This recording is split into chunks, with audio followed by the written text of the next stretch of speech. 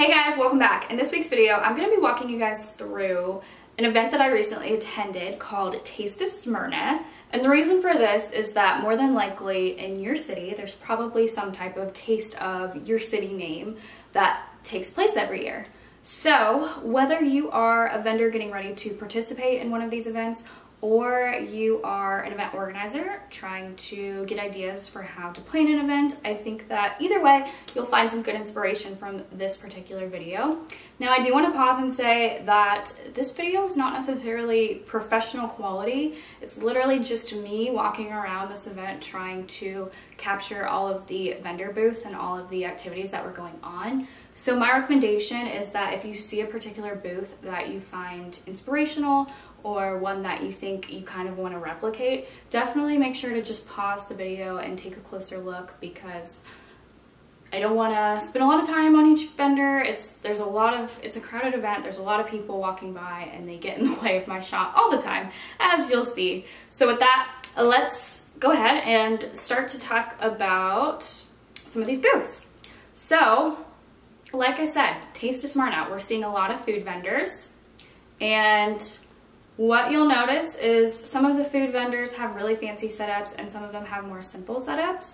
And depending on the type of food they sell, they might have a whole like kitchen operation going on, whereas other times it could be the type of vendor who maybe they cook or bake all of their food at another location at their home or in a professional kitchen, and then they bring it to the event, so they're not actually cooking anything.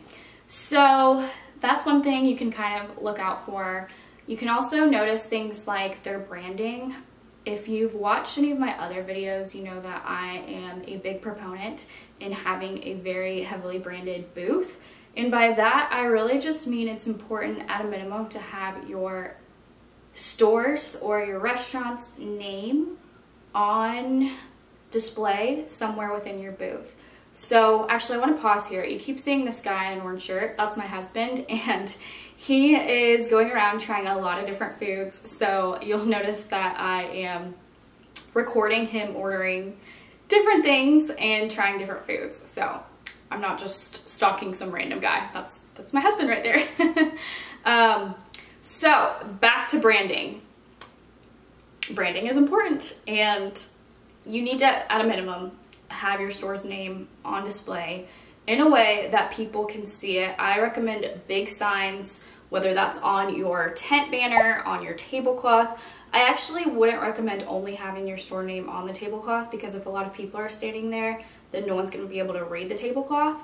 So I like some of the vendors that have like big standing banners, or just signs that they can put out in front of the booth or to the side. Or sometimes you'll see booths that have banners on the back of the tent hanging down from the tent. Or in this case, a lot of these vendors actually had a sign that was, I think it was given to them by the event organizers, because you'll see several of them have matching signs on the top. Not all of them do. I don't know why some do and some don't. But whether you are an event organizer and you're trying to have more of a cohesive brand, then it could be a nice idea to give everyone a similar sign to put on top of their tent. And you can see there's the city Taste of Smyrna. I've been calling it Taste of Smyrna. Yes. Okay. You can see there was that logo on this side, and then it had the restaurant's name. So sometimes it's nice when you can have a cohesive appearance for all the vendors. Other times that just might not be in the budget for you, so you might have to let all of the vendors pick their own signs. Either way, if you're a vendor, you should have signs, especially if you're planning to do a lot of events, or if you only plan to do one a year. Either way, I think it's important to have a big sign with your name on it. Here you can see there's actually a QR code that this restaurant is having my husband scan to be able to pay for his meal. So that's actually kind of a nifty idea. It probably saves some time. And here's the delicious food that we ordered from this particular restaurant. I think it was Mezzaluna, which is our favorite Italian restaurant in Smyrna. So good. And oh, one thing here, I saw this vendor actually had their little baby in the little tent on the floor, which was kind of cool. Just because you have a family doesn't mean you have to stop being a vendor at these types of events. You can have them hanging out with you, playing in the back. But you can see just how crowded this particular event was. There's so many people here and there's so many restaurants.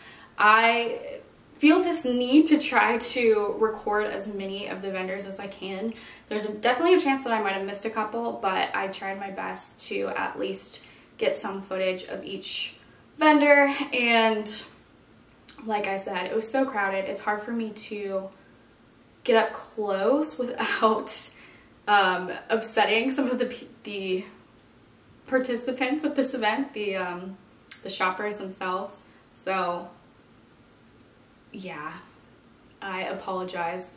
Again, this is not the best quality video, but I'm hoping you can still get a good idea of, you know, what some great looking booths are. And I just definitely recommend you try to pay attention to which booths stand out to you and think about why they stand out to you. Is it because of their display? It looks really nice, cohesive, and clean. Or is it a fun color sign they have that kind of draws you in and gets your attention? Is it what they hang around the top of the booth that kind of sets them apart from some of the vendors next to them? Is it the color of the tablecloth? And then also with this event, so it wasn't just food vendors. They had a bunch of family-friendly activities, like all of those blow-up houses, or those inflatables for the little kiddos. And you'll notice that there are a couple of actual food trucks here, which if you have a full food truck setup, that's great.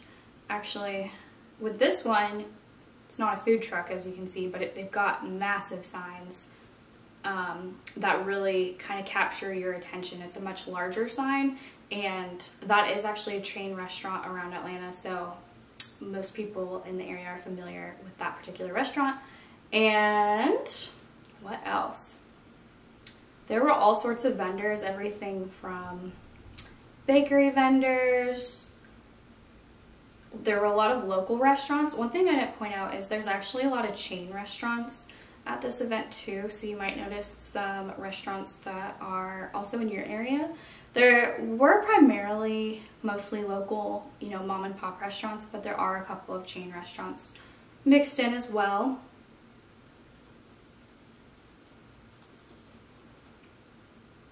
They also had some vendors who were selling drinks like beer. There were some local breweries that they didn't necessarily have their own booth, but they did offer drinks at the beer garden. So like the beer garden had multiple vendors supplying the drinks rather than just one, from my understanding.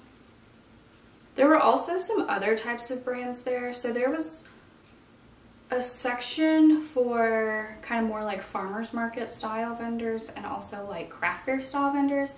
But in addition to that, there were more like local businesses, like a roofing business and maybe gutter guard type of thing. And I think there was a real estate agent, if I'm remembering correctly. So there are all sorts of vendors, not just limited to food, even though it's called Taste of Smyrna. There's also some live performers throughout the day. And you'll notice that there's different areas for the customers to sit down and eat. So when I was sitting down to eat, my husband and I just sat down on a field, and it was like a grassy hill, and we sat there and ate our food, which was totally fine. But I think that a lot of shoppers would prefer tables, which there were plenty of tables as well. There's also a big, I don't know if it's an inflatable screen, but one of those massive screens for the lawn that they were playing college football, I believe, all day, which was great. And then you'll notice that one of these vendors, actually, it was a pretty windy day, and their sign actually fell over, so that's just a reminder. Make sure everything is tied down so that your entire booth doesn't fall over. I've definitely known some vendors who've had clothing racks and all sorts of things fall over, so just a little tip there. Make sure you have a strategy so your booth doesn't blow away. And what else can I share?